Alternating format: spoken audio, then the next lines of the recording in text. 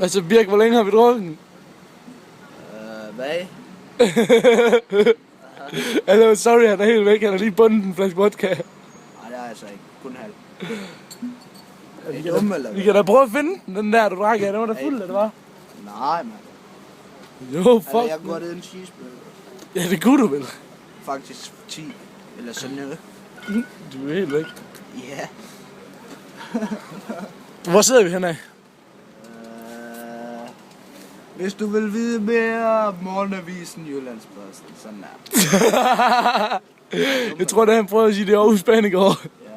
Og så sidder jeg foran en Mercedes og 7-Eleven og Euro Ice og Japan Porn. Nej,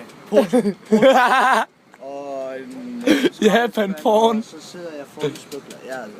Og sidder foran spytklat også. Hvad drikker du? Mokai. Er der gået sådan lidt til den lige i dig? Nej. Jeg skal bare have noget, der lige cider med smag af skovbær, som smager i halsen. Nå. Fordi der er vodka der. Det skulle da nice, der. Hvad?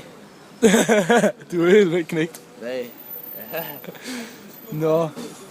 Ej, prøv at se dem der, mand. Den skummer der, den derovre. Det der er vist en han. Jo, det er en han, det derovre. Det var en han. Det var en han.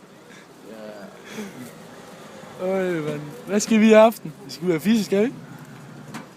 Er I dumme, eller hvad? Skal vi have døbt banditten? Ja.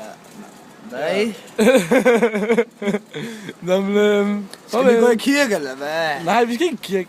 Er I dumme, eller hvad? Ja, farvel. Ja.